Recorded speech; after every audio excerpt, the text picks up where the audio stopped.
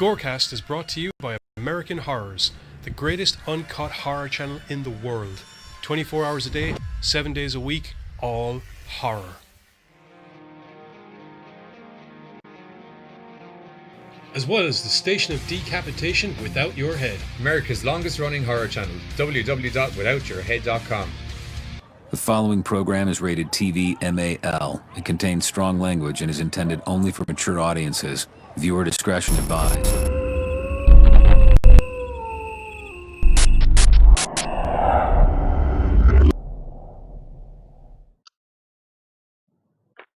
What's up, everybody? I almost went into like a Hulk Hogan promo from 1980s.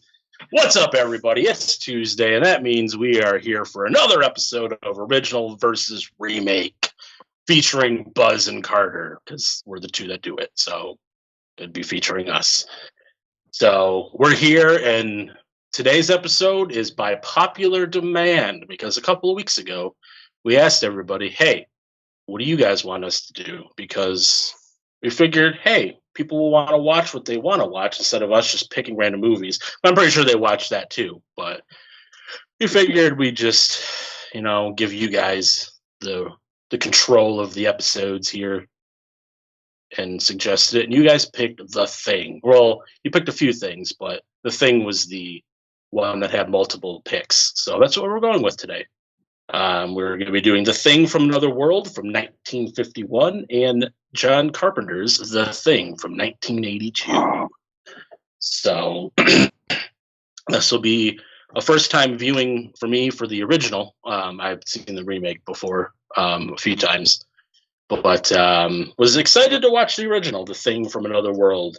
We'll dive into it a little bit more when we get into the actual meat of the episode, but two very different movies around a similar, Dude, that's why I was so stoked when we picked this one and everybody was like, this is the one you got to do, because they are so different. And this is kind of like when you came up with the idea, this is exactly like the movies. They're, like I said, they're set in a similar setting.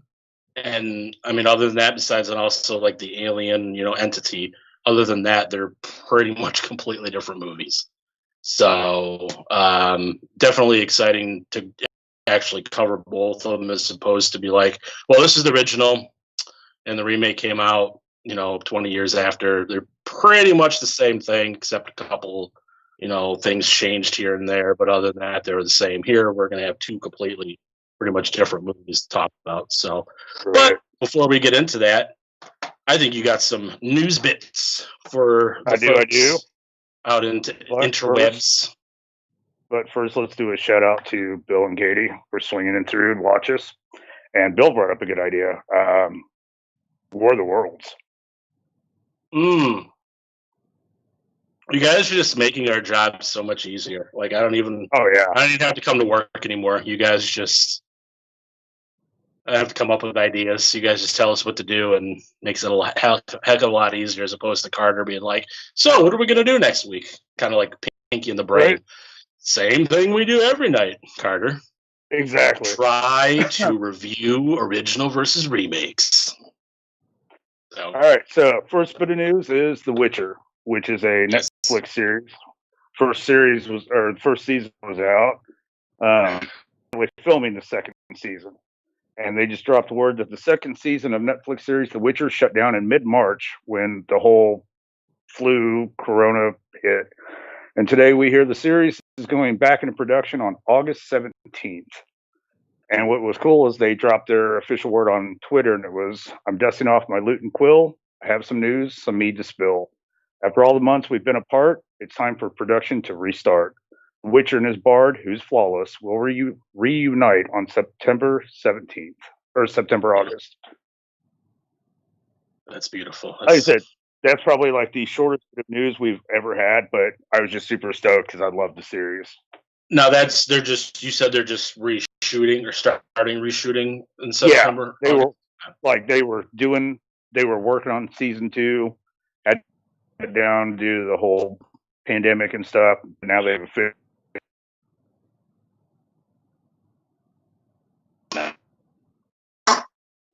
Surprise, surprise! I haven't seen.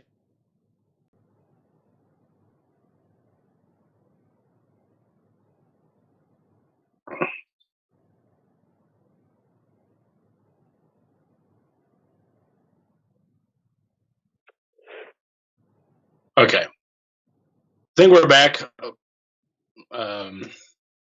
Gives us at the internet again. Okay. What was it? Oh, so you're saying that you haven't seen the first one. No.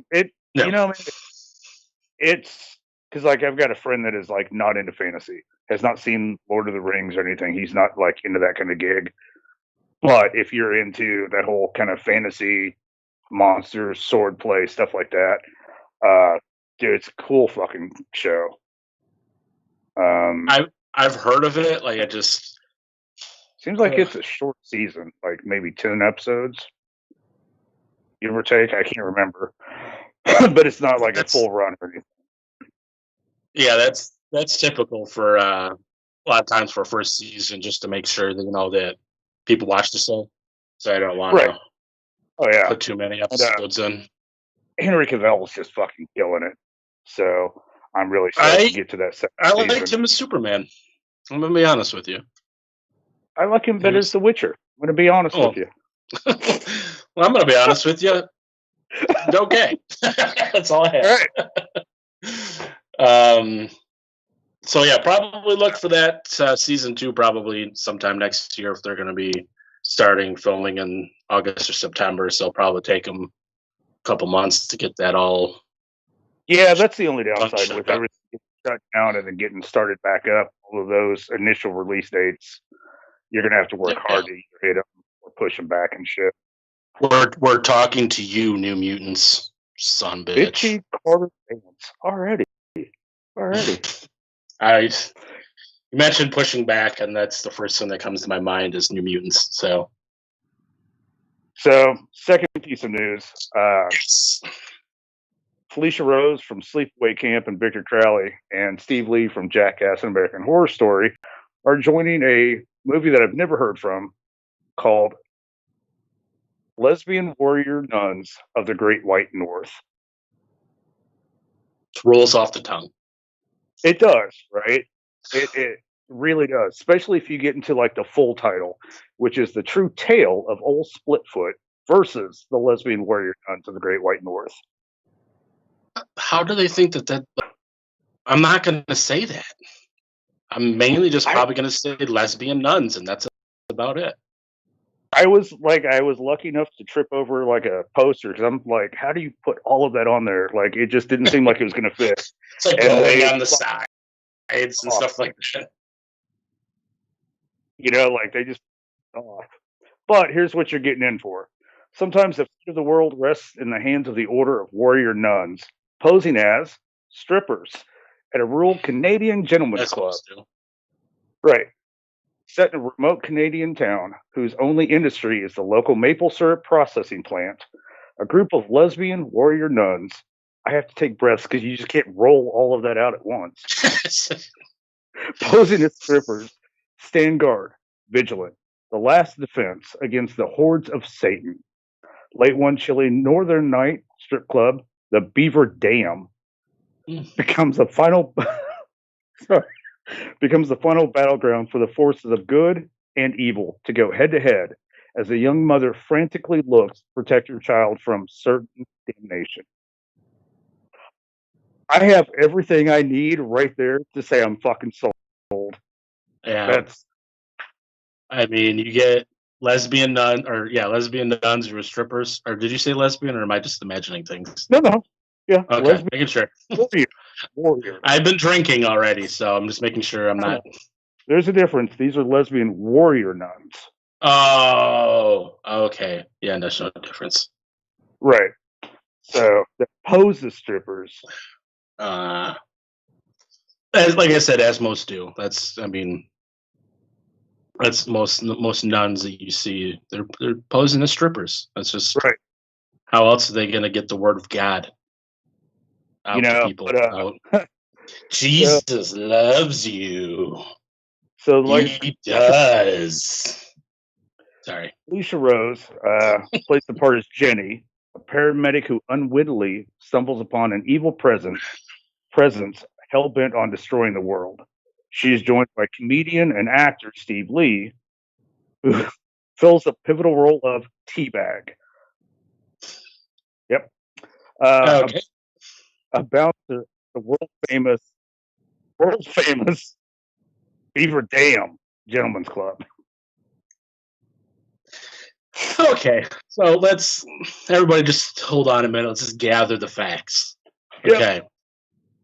We have a guy named Teabag. Yep. In a movie about porno strippers, lesbian nun warriors, strippers. We have a Beaver Dam as the Gentlemen's Club. Yep. Yeah, this is going to be. We are going to review this movie when it comes out. That's all I got to say. Oh hell yeah! I don't have a release date for it. They were just kind of adding to the cast listing, and I had the cast list a while back, but I forgot to pull it up. One of the other cast members, huh? You said the one homeboy is from Jackass? Like, that name doesn't sound familiar. Oh, he's a wee guy. Like, wee, like... Oh, from Jackass number 2 or 3, where they had the little... Okay. I know what that's from now. So, he's a wee lad. So then that makes it funnier because he's the bouncer. Yep. But like I said, I had the cast lineup pulled up and I closed that window by mistake. One of the other people I remember is Michael Pere. Michael Pere? I don't know how to pronounce that last name. Fuck. It's okay. Either or. So, like, I'm super.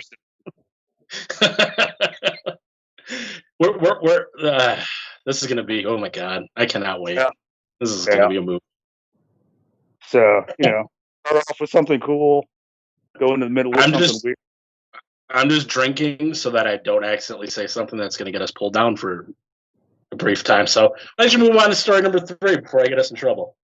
All right, so news 3. This is actually, like, I saved the best for last, if that helps. All right, you remember the franchise Puppet Master? Yes, I have seen those, surprisingly. Okay. Wow. Round of applause. Just like rock that one. So the character Blade, Puppet Master's doing their first spin-off, and it's going to feature him. Let's see. Full Moon Features continue their iconic Puppet Master series with the first ever standalone, and it centers around Blade. The film will make its worldwide debut exclusively on the Full Moon Features channel and app on June 26, 2020. That is this Friday. Thank you, because I was not going to do the math on that one, so I appreciate that. The only reason why I know is because the NHL draft lottery is this Friday, and it's the same date. That's the only reason why I know. Okay. Nobody knows what I'm talking about. That's sport. It's not a sports place. And Full Moon Features CEO Charles Band was saying that not only are they favorites among the fans, but they remain the most successful direct-to-video movie franchise in history. And they've always been a joy for us to create. And truly, they've been a joy as a fan to watch. Yeah, is it the only franchise they still got going on? Or are they still making movies over there at Full Moon? No, they're still making a bunch of shit, but okay. That's like one of the, like, when you think of Full Moon, that's the kind of your go-to is Puppet Master. To me, at least. Yeah. Right. So let's see what this is about. The film follows Dr. Hauser, the Third Reich's maddest scientist, as he rises again with murder and mayhem on his mind. As a deranged Nazi doctor's perverse plot is revealed, psychic journalist Liza awakens her own angel of death in Blade. And together, Maiden and Mariette get set to hammer the evil Hauser back into hell where he belongs. They really like the the Nazi, background over there in the Puppet Master franchise. It's like the fourth or fifth. Yeah, because I know Puppet Master 3 was set in Nazi Germany. Right. So this. Yeah, I guess that makes sense. So you said like what, this Friday? So this Friday exclusively. It's the 26th, yeah. Channel and their app. Watch out for Blade, the Iron Cross. It's kind of odd to think that it's taken them this long to do like a standalone film, like because this is probably like the close to the 10th of the franchise. I think. So fucking like I've seen every one of them. I know you got the first 5, and then you got like Retro Puppet Master, then you got Curse of the Puppet Master, and then you got like Axis of Evil, and then you got a couple other ones that are around the Nazi Germany backdrop. So say that when you're not drunk. It's kind of I guess it's nice because it's somewhat moving it in a different direction, but it's still staying in the central story of the Puppet Master franchise with one of the puppets kind of got his own little journey. So yeah, so this Friday, if you want to check out Blade and his blades and stabbing people to death as a puppet, because he's a puppet, check that out on Friday. Yeah, he was like my favorite of all the puppets. Oh yeah, dude. Just the look and kind of a grim reaper-y type. I dug him, and I can't remember the names, but it was old boy that had like the bullets for teeth, flamethrower hand. Oh, Torch. There we go. Thank you. The flamethrower hand. Finally, I'm being useful when it comes to movie knowledge. All right, so that's all I got for. Oh, I did see this part on the ass end of the article though, and just because we had covered it, apparently another film that they had that went straight to their channel and app was Barbie and Kendra Save the Tiger King. And since we had done that whole Tiger King series, I was like, oh, I got to mention that so we can talk about it. Possibly find a copy. I think our producer may be interested in that. Dude, fucking interested. I was like, dude, I got to mention this so I don't forget it. Yeah, because full moon, Tiger King. So. Yeah, maybe. I don't know why I'm doing that for. That documentary was a spectacle. So this will have to be a spectacle and a half. So somehow Full Moon has found out how to turn that into a horror film. So I'm kind of stoked. It doesn't surprise me. It really doesn't. It surprises me that it didn't really take that long either. Because it's not even been, 4 or 5 months since Tiger King debuted on Netflix? Something like that, yeah. It didn't really seem to take very long at all. So that's what I've got for the news today. Well, I have one little side bit of news, sad bit of news. We have lost Joel Schumacher. I believe it was yesterday. I think he was 80 years old. In the horror genre, he did The Lost Boys. If you put that in the horror genre, I guess that might be one that's kind of up. Yeah. But yeah, he passed away yesterday. He did so many different genres of movies. Got a couple of movies here on his list of a resume. He's got St. Elmo's Fire, Batman Forever, Time to Kill, Batman and Robin, 8mm, Phone Booth, The Phantom of the Opera in 2004, The Number 23, which I believe was the Jim Carrey movie, if that's the one I'm thinking of.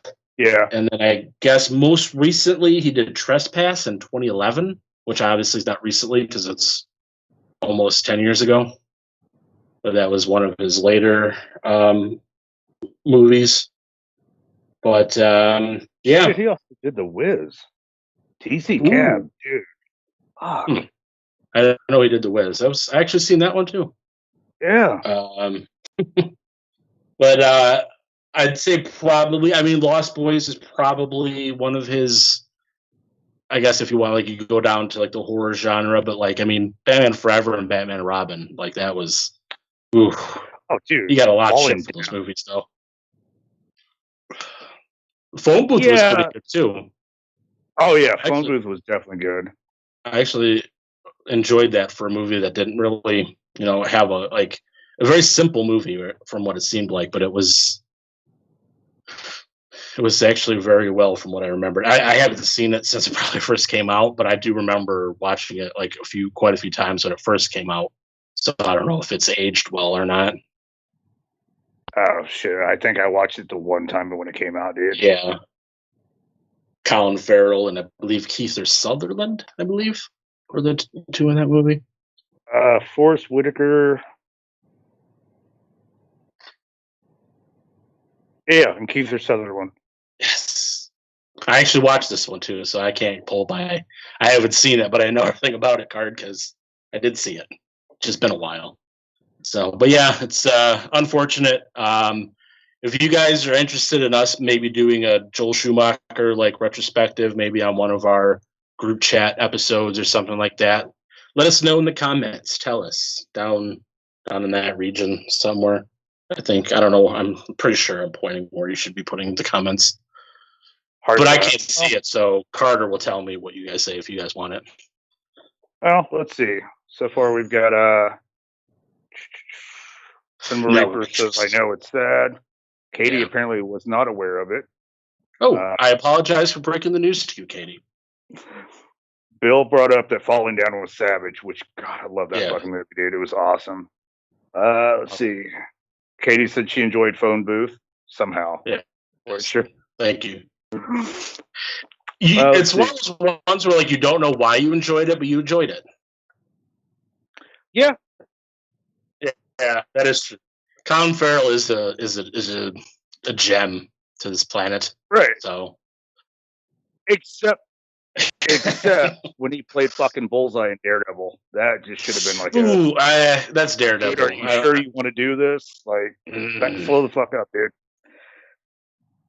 He's like, right. Netflix said it. It's got to be good. No. All right.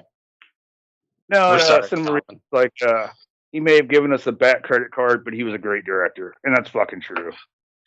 I still have my back credit card. It doesn't work because it probably maxed out in 1995, but I still got it. So yeah, I'll get it in a frame. There was definitely a lot of negative things that fell out of those films, but there was also a lot of good, though.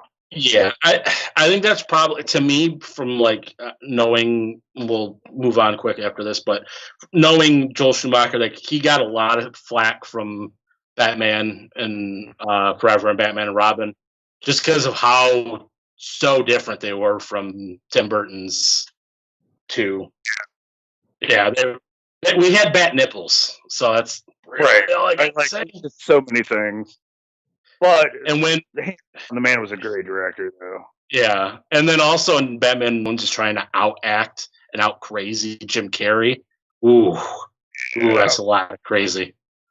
So, but I digress. Let's move on to the meat of the episode, The Thing. And The Thing from 1982. First up, we have The Thing from Another World, released in 1951. I really liked this movie. I really did. Oh, dude. I didn't have any like I'm not gonna like it, but for some reason I just didn't think I was gonna like it as much as I did, and I don't know why. Like when the movie was over, I'm like talking to myself, which I mean I need to get that checked, but like I like this movie a lot. I do it all the time. Okay, that's good. I know I'm not. No. I work out a lot of my shit that way, so we're both good.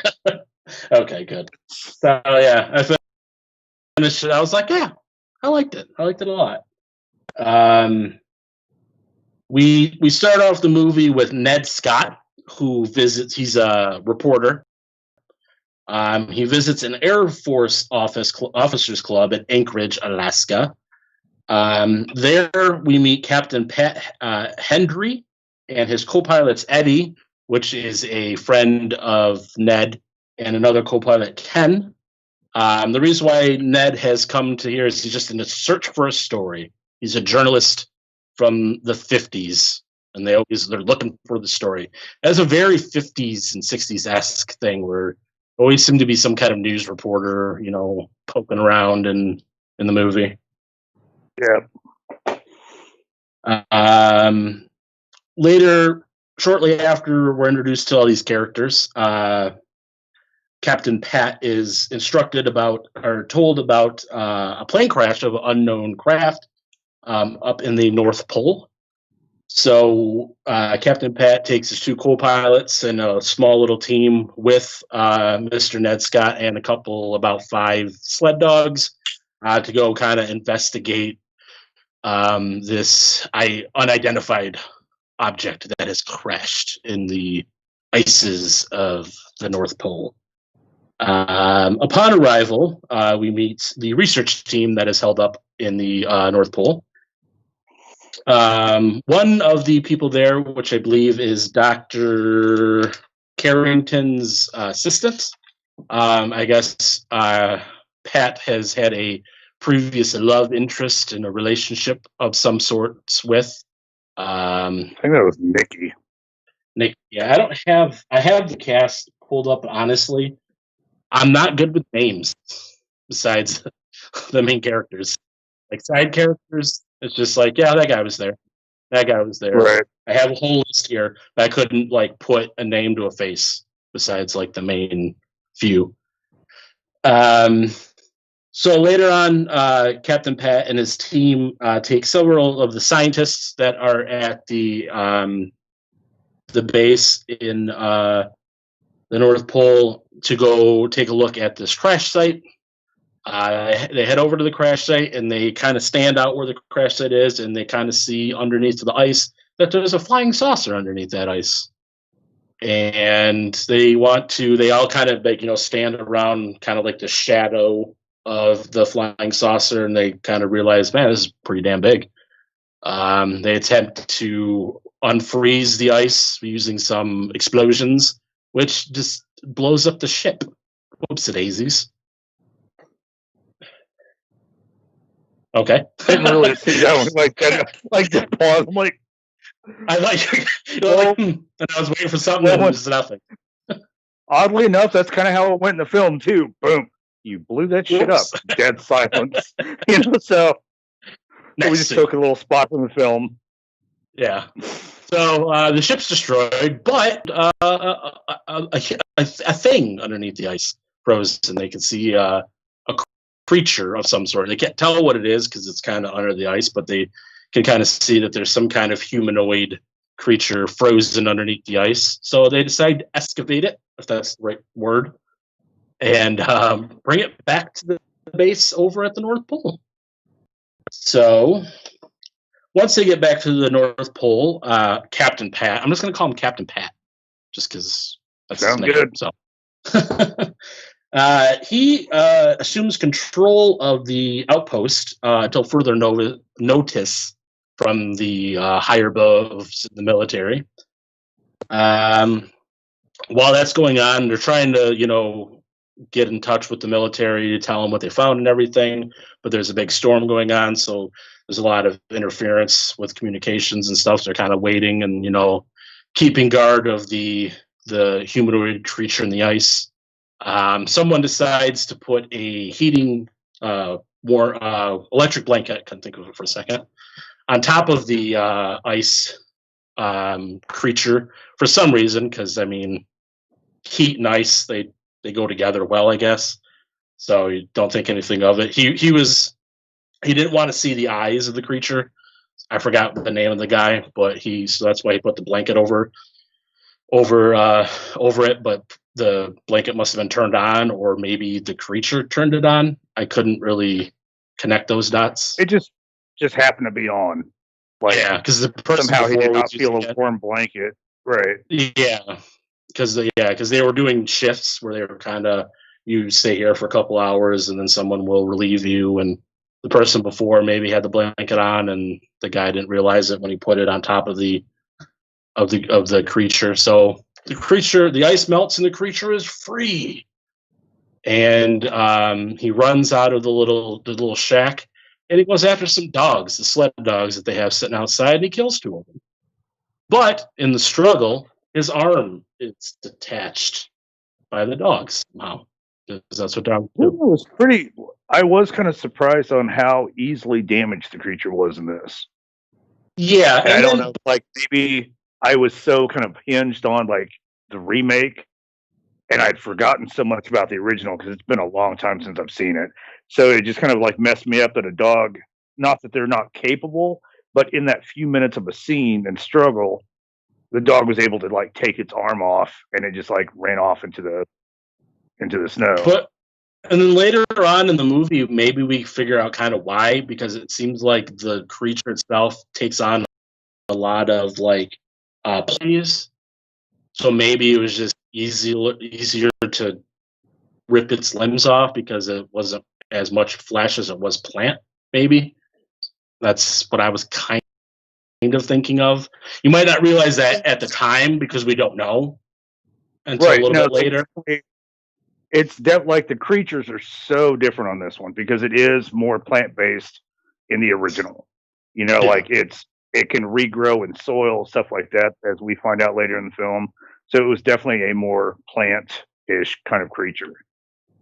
That somehow 8 feet fucking tall and can tear through. Which I don't think it looks like that when we actually finally see a good look at the creature. I'm like, looks like he's about 6'4". You know what I like though is he looks taller than the other guys, but right. But like what I liked is you never really saw like a good shot of it. And I mean, I understand that's an old film and you know it's kind of grainy and shit, but like they never like even in the old film you had close-ups of what, but they always kept it at a distance so you could still kind of fill in those gray spots with your head. You know what I mean? Like you're almost more afraid of what you don't see than what you do see.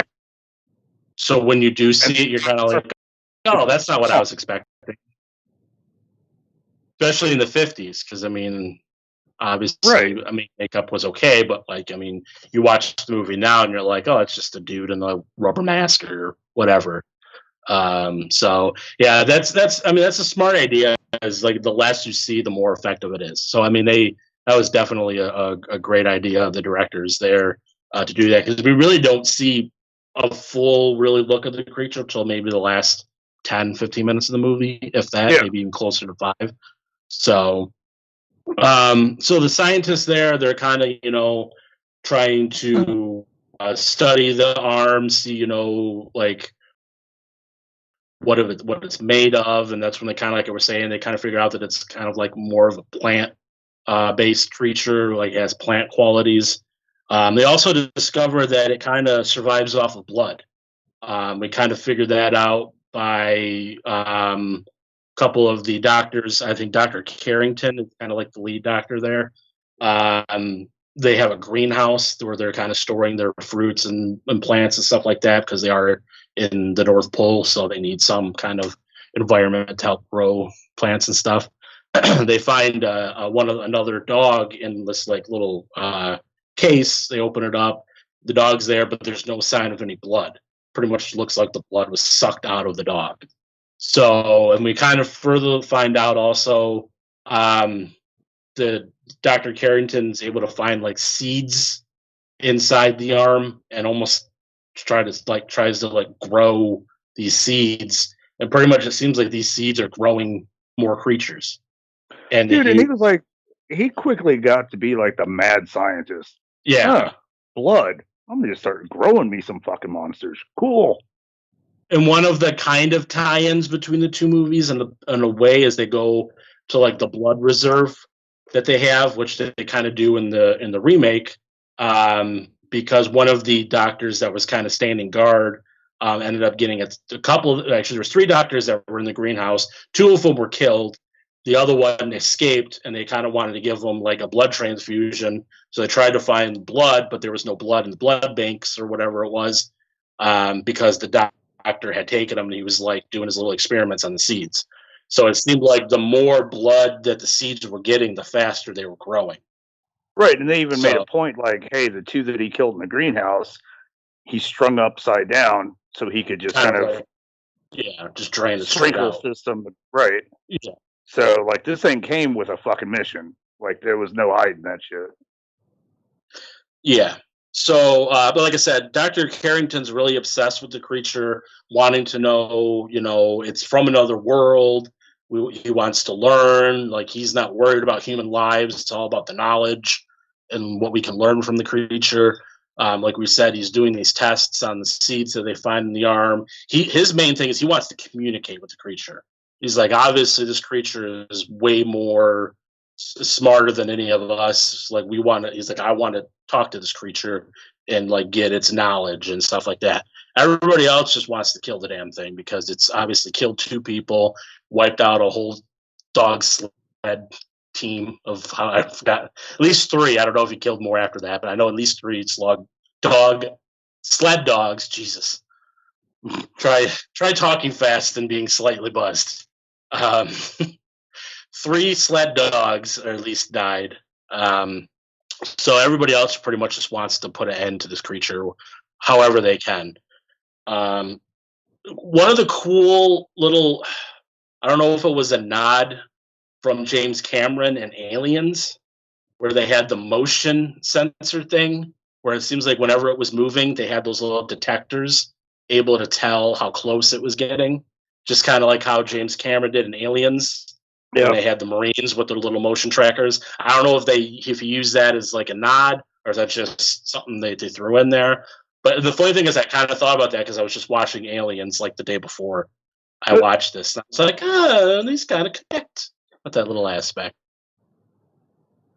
So the creature ends up going after the crew in one of the rooms that they're all in. They try to stop it with like setting it on fire. They use kerosene, all this stuff. The creature ends up escaping, going out the window, jumping in the snow, putting out the fire. He ends up making his way back into the camp. Pretty much kind of hunts down the crew. They kind of back everybody in the mess hall, or they back them up somewhere. I can't exactly remember where they end up putting everybody at. And we kind of showdown where the creatures kind of come in. They're trying to lure him to this like little like fly trap type thing that they've erected to electrocute it. He ends that up shit came together quick too. Yeah. Yeah, because they were just like, I wouldn't have been able to think that fast. Right. I'd have been like, I'd be dead. Let's be honest. I'd be dead right now. Oh yeah. I would have been one of the sled dogs. I'd have been dead pretty quick in the first act of the movie. Because I was still dragging on to like plan A, like, okay, how can we burn this bitch down and not the rest of the complex? Yeah. They build this little like track type thing where he has to be on for this. I forgot what it was that they used to set up this track thing. Basically, wire and fencing. They put fencing underneath and then wires all around. And once it was on it, they were kind of giving it a kind of electrical cage to jolt it. Yeah. So it's getting closer. Dr. Carrington kind of like goes up to it. He wants to, like he said before, he wants to communicate with the creature. Kind of goes up. He's like trying to communicate. It just was like, no, bitch. And bitch slaps him and knocks him to the side. The creature kind of moves a little bit closer. They hit the little switch and they fry his ass. And you know what? The lead guy was like my favorite. All right, turn it off. No. Let that bitch fade. Second. Yep. I'm like, fuck right, dude. I'm not. He's not done yet. We got to make sure it's extra crispy. I'm like, fuck. We can leave this bitch on all night. I'm good. Ash can get electrocuted. I'm good. So they destroy the creature. A couple of the other the co-pilots or somebody else in the group go to where the doctor had his little plants growing, his little seeds growing. They flamethrower that and destroy all that so that we don't have any more creatures growing. So, and then after all that, Mr. Ned Scott finally gets the permission to tell his story. The storm kind of finally sets, and they're able to send transmission. And they send back to the base, and they're like, new reporters there. They're like a whole bunch of them. He's like, all right, I got the story of the century for you guys, and kind of talks up, yeah. He kind of talks up the heroic measures that the team took to destroy the creature, and his last words is for everyone to watch the skies, because you're gonna die, pretty much. Fucking awesome. Yeah. I really enjoyed it. I didn't know what I was expecting going into it. I knew it was a classic, but I didn't really know what to expect. And when I went and I finished it, I was like, that was a damn good movie. Oh yeah. And it's funny because they are similar, but I was talking to somebody, I love the classics, and I was like, dude, I know, because without the classics, we wouldn't have a lot of these remakes being birthed. And some people go, and we've talked about this, how some people go scene for scene in recreating the remake and stuff. And Psycho. I can't think of another movie. I can't think of another movie, but the thing where they are so different, but yet still heavily similar. It's because characters don't have the same. It's like they're completely two different stories. Like if they didn't have similar titles, you wouldn't put two and two together. And it just, the way they broke it down, this one's more plant-based. In the remake, it's more, I'm not quite sure what you would want to call it, more... It's more of a... Yeah. Organic, thank you. Yeah. But, so much of the story is taken up by just the cast, though. We only really start getting into the thing partway through. We spend so much time with them just sitting there like, oh, hey, you're Buzz, I'm Mike. Hey, what's up? There's so much, character interaction that when we finally get to, the thing from another planet, it's pretty short-lived, unfortunately, Yeah. But yet it's still, oddly enough, it fit time restraint. Everything fit together so smoothly. We still got to watch everybody fuck around and have fun, but then all of a sudden buckle down to take on this creature, resolve it, and not in a, oh, wow, that was just a quick wrap up. They actually did something with it, used it, and then order. It was just perfect timing throughout the film.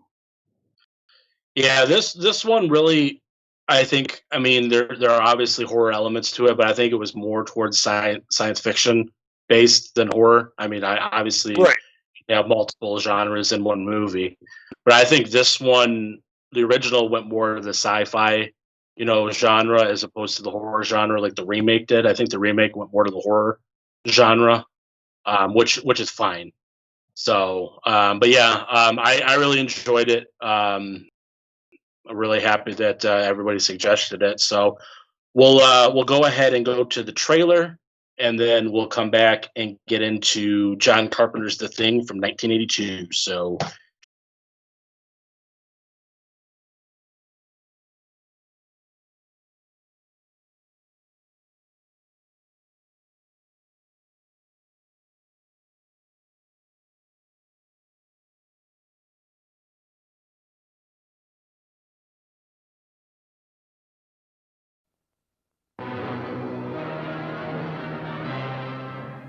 That thing's alive, sir. I saw it. I shot at it. I hit it. I know it. Nothing happened. It just kept coming at me, making a noise like a cat mewing. Captain, it was awful. If you could have seen those hands and those eyes. Captain, you've got to do something about it. You've got... Is it human or inhuman? Earthly or unearthly? Baffling questions, astounding questions that not even the world's greatest scientific minds can answer. Gentlemen, do you realize what we've found? A being from another world, as different from us as one pole from the other.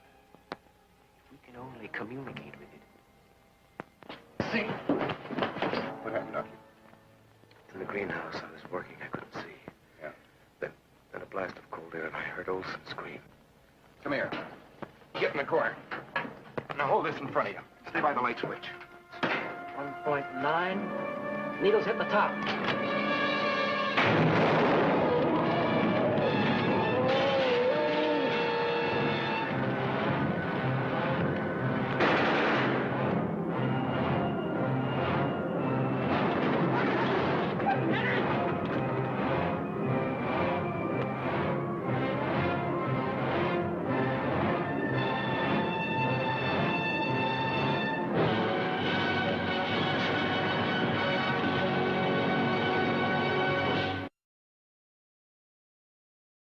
Six. We're back! That was the trailer for The Thing from Another World, 1951. Almost said the wrong year. Great 50s sci-fi / horror stuff. I don't know where I was going with that. But let's move on to the second movie, The Thing from 1982, the John Carpenter classic. And I'm kind of stoked about this because Katie has been like slowly trying to take care of the monster from another planet throughout the chat, saying how we need a film to show the vulnerable side of the vicious monsters, needing therapy animals, spare blankets, maybe monsters reading kids' stories, having a bad day at work when victims get away. And I'm kind of down with Bill because he's like, hey, dude, we cannot be enabling this behavior. I'm sorry, like, the monster wants to go around town killing sorry, Katie, like, it's got to stop, like, you know. Yeah, it's all cute, cuddly until it bitch slaps you like it does Dr. Carrington. Right. Right. We don't want Dr. Carrington's getting bitch slapped around, Katie. I'm sorry. We can't have that. But right. Especially when we get into John Carpenter's The Thing, because that thing was even worse than the first one. I don't want that. First one was like kind of walking around. First one was kind of walking around, slapping cats left and right. But The Thing, dude, John Carpenter showed us some fear in this one. Yes. Carpenter, coming off the heels of Halloween in 1979, brings us The Thing in 1982, which is around the same year, I believe, that Halloween 2, the sequel, came out that John Carpenter also directed, if not about a year apart. So right now we're getting like peak Carpenter, late 70s, early 80s. I don't think Johnny liked my statement there. He's kind of like, the fuck?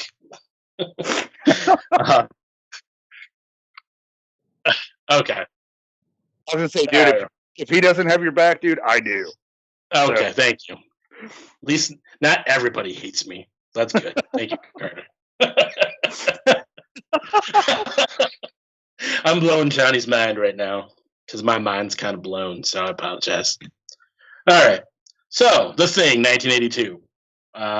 We have a Norwegian helicopter that is pursuing a sled dog. See, the sled dog thing kind of ties in there. He follows that all the way to a American research station in Anchorage. The pilot kind of lands because they're terrible shots. They just keep trying to shoot that fucking dog, and nobody can hit it. So they're like, we better land so we can actually get like a better shot at this dog. They land. One of the pilot comes out, and he's kind of trying to shoot the dog. While trying to shoot the dog, he accidentally shoots a couple of the American researchers, and the American researchers have to shoot and kill the pilot in self-defense because he's a crazy motherfucker, just shooting people. We can't have that. We can't have that in Anchorage, Alaska, or anywhere.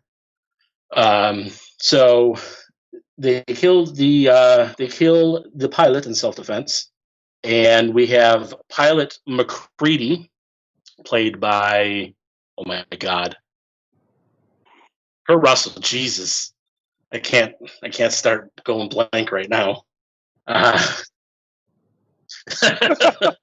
Very aggressively told in my ear. McCready, played by Kurt Russell, you stupid son of a bitch. Him and Dr. Cooper decide to go investigate the Norwegian base. While they're there, they find a humanoid creature that they take back to the base. And while examining it, they find out that it discovers that it has human organs, like almost like a exact copy of a regular human, a set of human organs. See, and I'm like, okay, look, dude. hey, we need to take this back with us. That fucking thing's not getting on my helicopter. Like, fuck no.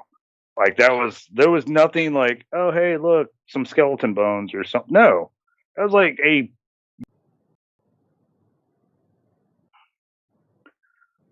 You don't have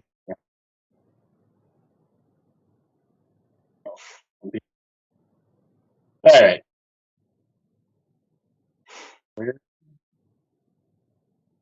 Do you have a list of the cast, Carter? Because I don't. I'm on Wikipedia and there's no cast list.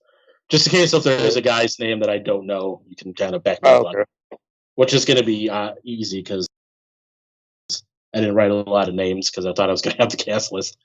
We have the sled dog. What's that?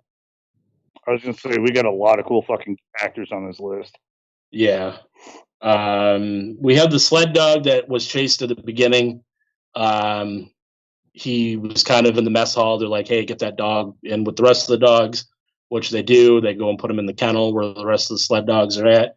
And that's where all shit starts to break loose. And the sled dog turns into this crazy monster creature, alien thing. Pretty much tries to bugs or whatever it does. Dude, and it was monstrous. I felt bad for old boy Clark. He was the kind of dog caretaker. Yeah. When he comes around the corner to hearing them kind of barking and screaming, and you see this big thing taking over all these dogs, like he was just in. Yeah. This is kind of where they discover that it seems like the creature or whatever is able to like imitate like actual like humans, animals, pretty much able to copy living beings, pretty much. They destroy, I believe they destroyed the sled dog. I think they used some flamethrowers. They go, that's the sound flamethrowers make. And they kill the, I'm like the guy from Police Academy. Like I just make sounds out of my mouth. Actually, it sounds like more like static, so I apologize. I'm not good at my job. Let's see. The crew discovers data from the Norwegians that they found a spacecraft, kind of similar to the original, where they found the spacecraft, and it has been there for over 100,000 years. From I don't know if that's something they came to knowledge or if that was something that they found in the research. Okay. They were looking at the eye. They didn't actually find it in the research. Okay. When we went over and like flew over and we went to their base, we make a second pass and find the site that they went to. Oh, and we were looking at the walls of the ice and it was like, well, if you take this and this into account, it would have been this old or this far down. For some reason, I watched this one like a few days ago, so like it's not as fresh in my head. Stuff gets pushed out of my head pretty damn quick. So, like small little aspects here and there, kind of like I couldn't remember how they found out how old it was, but that's why I got Carter here to help me with my fuck ups. So Blair becomes paranoid that any of the crew members could be compromised, and like any of them could be the thing. Just because you don't really know, it's able to pretty much exact copy a living form, so you can't tell if it's a copy or if it's the real person. So Blair starts to flip out on that. Just going off of my notes, the creature tries to copy Benning, but is stopped in the process of doing that. Okay. Yeah, I watched him. Okay. Sorry. I'm just like, I can't tell what's a thought and what's a pause for like reassurance.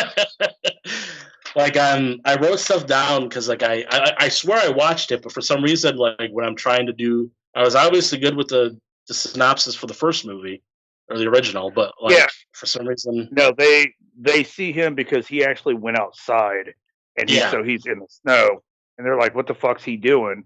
They walk up to him and he for the most part looked like Benning, except for like his right arm was all like super alien weird. And so that was like, that's not him. Yeah. Blair, who's like I said, still thinks that he can't trust anybody, sabotages all the vehicles, the planes and everything. He also kills all of the remaining sled dogs that were alive in his paranoia, so that like nobody, if it's somebody who is the thing, they can't leave or anything because he doesn't know who, like I said, who's the thing and who's real. The team finally subdues him, and they put him in a tool shed, kind of keep him prisoner because he's off his rocker. Well, I mean, dude, when you start just like knocking out shit, you're not. And then really I remember him safe. shooting at everybody and trying to keep everybody away from, making any distress calls and stuff like that. Right. Tour of communications and travel.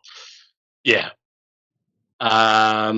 We have Cooper, who suggests doing like a blood test to kind of see who you might be able to find out who is either the thing or a human. They go to the blood bank because they always have like a storage of everybody's blood, and they find out that like it's been broken into and like all the blood has been like dumped out. Let's see, where am I going? Yeah, the blood in the storage is destroyed. Is it Navis, I believe is his name? I can't read my own handwriting. So that's not good. So, McCready, they come back from trying to go check on to the blood.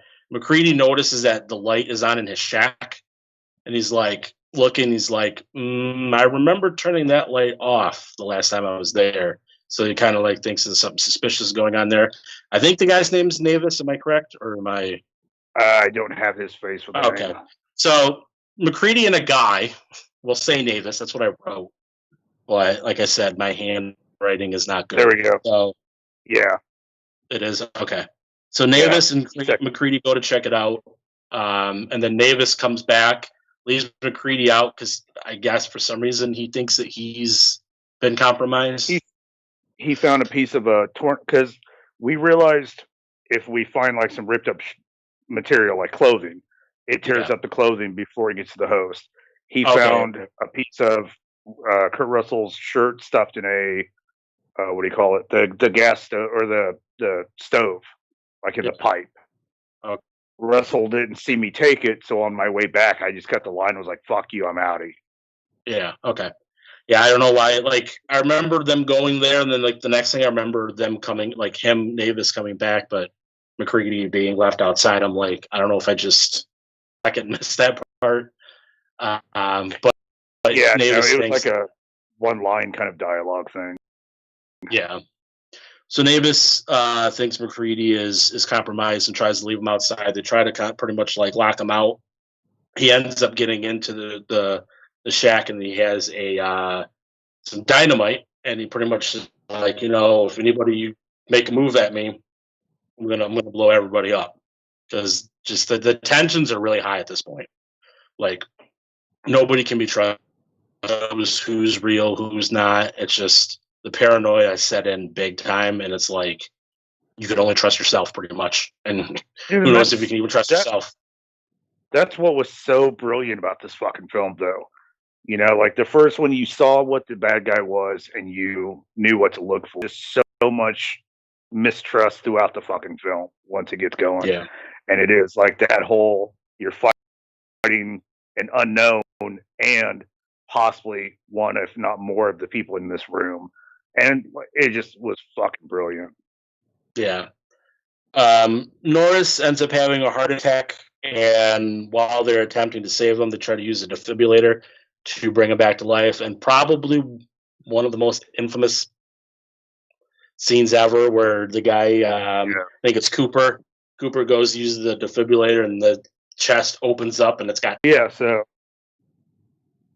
I don't know. It looks like it's lagging on my end as I'm watching YouTube. All I'm getting is the spinning. There we go. We're back. So, apologies for any technical difficulties we might be having. Yeah, it's the net provider of Johnny. We'll blame his net. Damn net. That's all I had. So going back to where we were before we we left off. McCready tests everybody's blood. The last guy that they test is Palmer's. His blood ends up being affected. The blood kind of jumps out of the little like petri dish, and then Palmer. Oh, there you say something. He's not the last. He's not the last one they test. No, because what I love is old boy Gary, the gray-haired guy, the like leader. Oh yeah. Because Palmer shoots up into the ceiling, we have that whole big fight scene, and then after we resolve it, then test Gary, and he's like, "Oh, you're not one of them." Okay, cool. Well, since I'm not one of them, could you get me off the fucking bench? Like his flip out was like, "You know what, dude? You own that one. Go ahead." Yeah, because actually now I see that we're left after Palmer. They have that. They test him and they kill the thing Palmer. We're left with 4. We have Blair, Gary. Actually, it's more than 4. Childs. Or no, oh wait, what? Oh no, they have 5 people left, don't they? They have Childs. They have Blair, McCready, Gary, and Navis. So there's 5 people left. Oh. Yeah. Knowles, maybe. I don't know. I wish I had the cast list here, but for some reason, when it came down to like the final, it was Kurt Russell, McCready. Yeah. Thank you, Gary. Knowles. Yeah. Pronounce it. Okay. The Childs. Right. So I'm just trying to. Yeah. Blair ends up killing Gary because they try to go back and find Blair because they had him locked up in the tool shed, and he had like disappeared. He had like dug like a hole underneath the tool shed that he was in or wherever he was locked up in. And they found him almost like he was trying to like re-engineer a spaceship or something from what it looked like. Yeah. He was parting it out, all the shit that was breaking. Yeah. So then they end up finding him. Like I said, Blair kills Gary. Knowles or Navis. Like I said, my handwriting sucks. I think it's Knowles. He ends up disappearing. I don't remember what happens to him. I don't know if he just ran off and just disappeared or if he was killed. I honestly don't remember what happened to him. Killed. But, yeah. I don't remember how, but he was killed. We'll just say that. Explosion. Oh, it was in the explosion? Okay. I was getting there, but I couldn't remember if it was in the explosion or if he died before the explosion. No, Gary dies after. Yeah, because I think he just Knowles disappears, and then I think that's when McCready decides to just blow it up. Yeah, so McCready decides to just destroy the base and just blow it up. So Knowles is killed in the explosion. And that leaves McCready and Childs left, the last 2 guys. McCready's kind of chilling after the explosion, kind of like, pulls himself and kind of just sits up and just kind of sits there. And then this Child shows up and they just both don't trust each other. They're just kind of both like looking at each other. It's like, I don't know. I can't trust you. You can't trust me. Let's have some scotch because scotch solves all problems. See, and I love that because I'm like, okay, so we're setting up a bunch of explosives. I got a fucking backpack of dynamite and a flamethrower. Better take some liquor with me. Like I'm like, okay, you know what, dude? That's a fucking way to go out. Yep. But like the movie was awesome because there's so many still like nods to the original. It needed blood and what have you. We didn't see the mystery of like, the others being affected in the first one. But like I said, that added to this one. You have so many elements that were just fucking amazing. We still got them circling around when we went over to the, what was it, Norwegian, yeah. Norwegians. We still got that throwback of people standing in a circle gauging the size of it. So there were so many pulls from the first film as a nod to it and shit, but they still went in a whole different direction and completely turned it up like 100 degrees. This film like really goes with the suspense aspect. Like you don't know. Like pretty much maybe until maybe that scene where they kind of test the blood towards the end.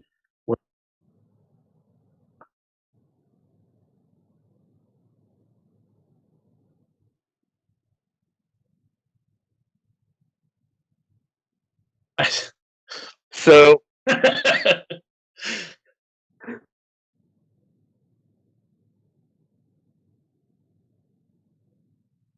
okay, so a popular theory from this movie, because it's left up to your own thing, because it doesn't really, it just ends like you're just sitting there. Which I like. That was one of my that was such an awesome ending for me. I had never heard the fan theory until Johnny and Giz brought it up in the chat, which is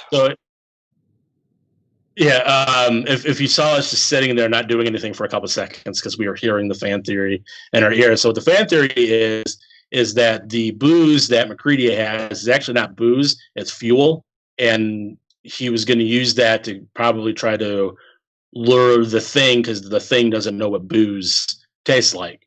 So he said that he had the whiskey, but it may not have actually been whiskey. It may have been fuel as another form to kill the thing, just in case Childs was the thing as well. Okay, so I guess I was wrong. So if it's petrol, Child's thing would have never known what alcohol tasted like. So he just would have drank the gasoline and been like, "Oh yeah, Buzz tastes awesome," and it'd been like, "Oh fuck you, dude," and like fucking toast his ass. Yeah, okay. Which I mean, and that's cool because, like I said, I'd never heard that before, but I still like that unknown standoff. And you look at the two endings, you have such a concrete ending in the original with the monster's been destroyed, da da da da, and then this one you just have such an open ending. Right. I like how they just He's followed Kurt Russell all through it, so we know he's not the thing. Yeah. But Childs, I was chasing it. Were you? I mean, were you? So I kind of liked that standoff of which one of us is going to fall first, and then as we're sitting there taking a sip of alcohol and smiling, credits. And it's that big fear was we have to stop it because it's just going to go back to sleep until the fucking rescue team comes in and this shit starts all over. And I liked that uncertainty. Yeah. What we'll do is we'll go ahead and go into the trailer, and then we'll cut back and we'll wrap up the episode, kind of give our final thoughts and preview some upcoming GoreCast Unplugged episodes. So here's the trailer.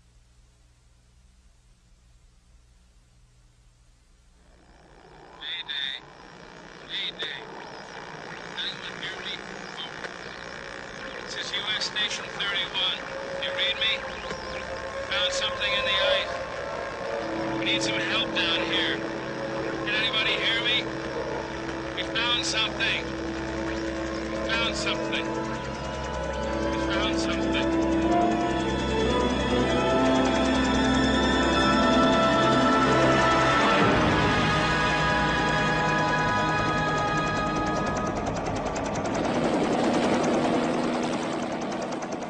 12 men have just discovered something. For 100,000 years, it was buried in the snow and ice. Now it has found a place to live. Inside. Where no one can see it, or hear it, or feel it. I know I'm human.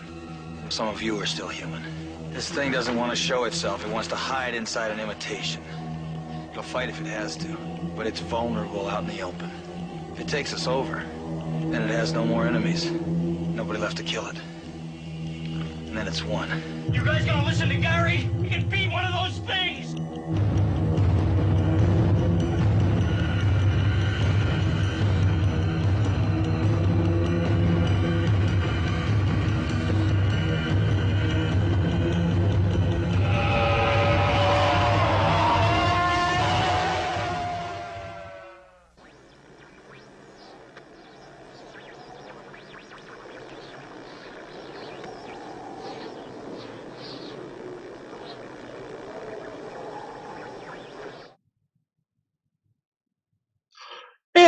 we're back, and that was The Thing, John Carpenter's The Thing from 1982. I didn't know if they said The Thing a lot like they did in The Fog, so it would make sense. It was a John Carpenter film, too.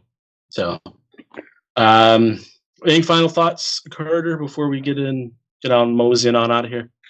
I just have to do like a huge shout out to the special effects in this one, dude. All of them. Yeah. The different practical effects they came up with was fucking mind blowing. They eventually did, what was it, 2011, a prequel to cover and you already told me the Norwegians.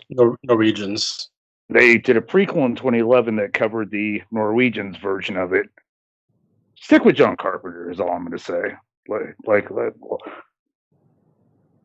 The Carpenter explained whatever happened to the Norwegians. Just leave it at that.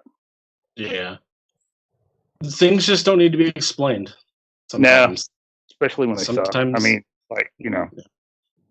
So if you're gonna explain it, don't make it suck. God damn it. Right. And we'll watch it.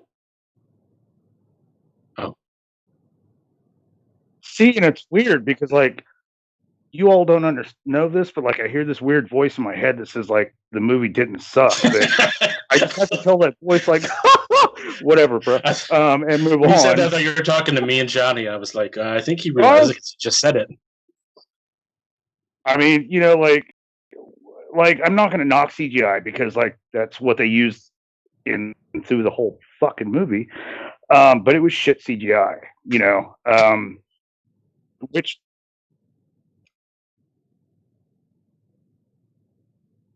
I just feel I hope you guys can't hear Johnny, so you just hear a one-sided argument going on between Carter and the voices. Because then it would actually make sense. Because now I'm just whatever, bro. Because practical effects and CGI rock. You look at the Underworld series. Shitty CGI in an awesome movie called The Thing prequel sucks. It just hey, we're fucking Norwegian scientists. Oh, fuck it. So John Carpenter's The Thing is what you need to see. And if anybody's oh, did you see just punch them in the fucking throat before they finish that sentence. Doesn't need to be said. He's getting a bit aggressive here, and I like it. I'm not aggressive. It's just the voice.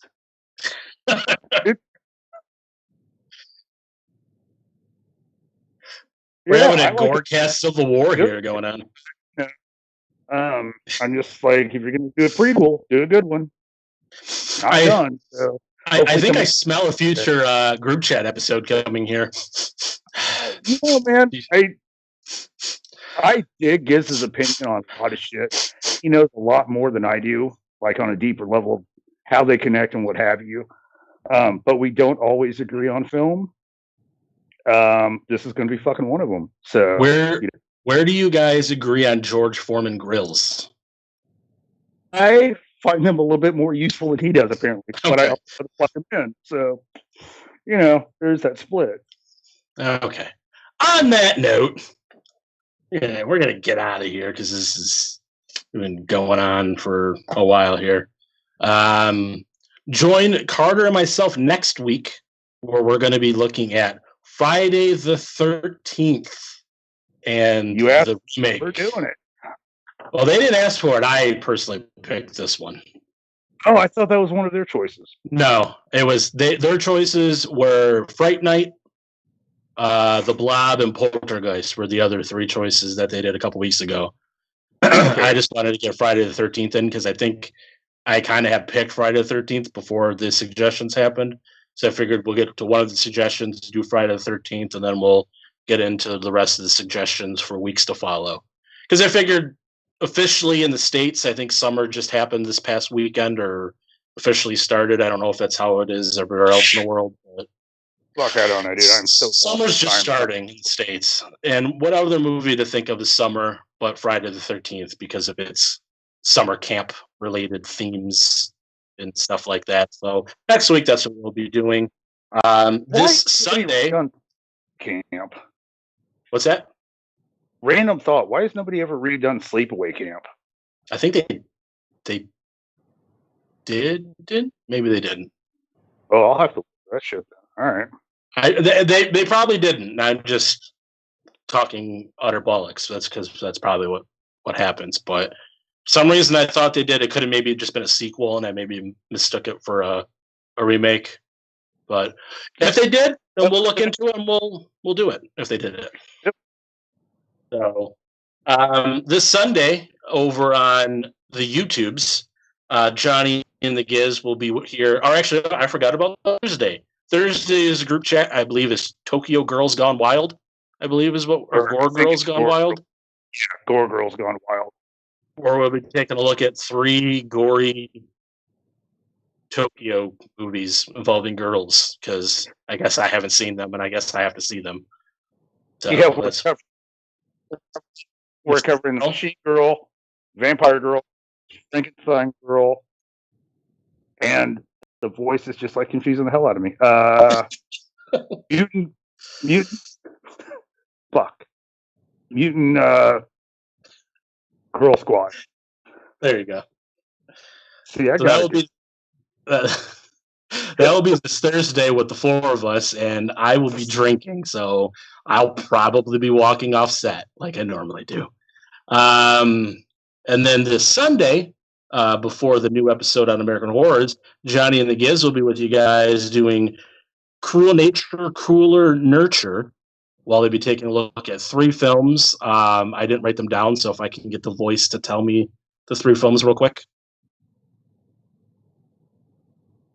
Behind the Mask. Behind the Mask, The Rise of Leslie Vernon. Sam and Henry, The Portrait of a Serial Killer. That will be this Sunday before which the new episode, a double feature over on American Horrors at 8:30 p.m. CST, where request was GMT, where Johnny and the Giz will be looking at Garbage Man and Us Sinners. And Garbage Man was directed by Hart D. Fisher, who runs American Horrors. And both movies are serial killer based and are dark as fuck. The voices in my head say. So I'd listen to the voices in my head because they know what they're talking about. Me personally, I don't, but the voices do. So to close out, we have a trailer for those 2 movies from Johnny and the Giz. So until next time, GoreCast out.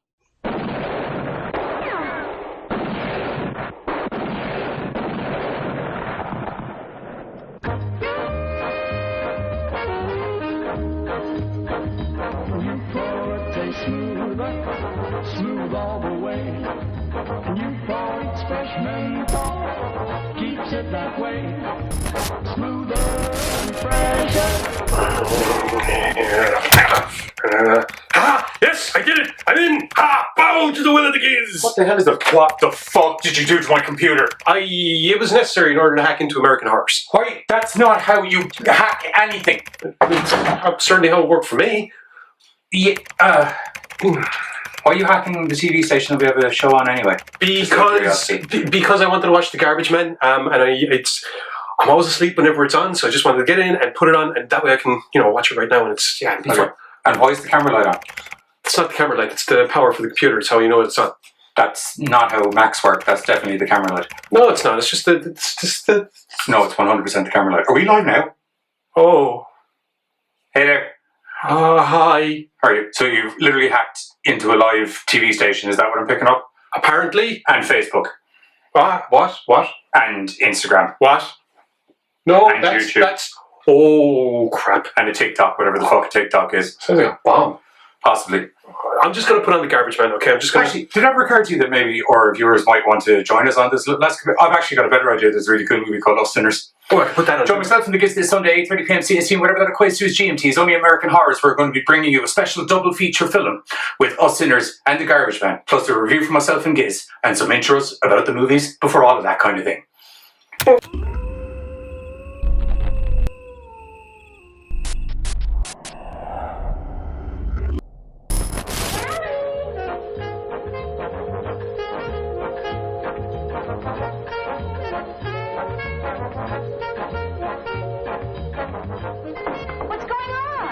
Nothing, dear.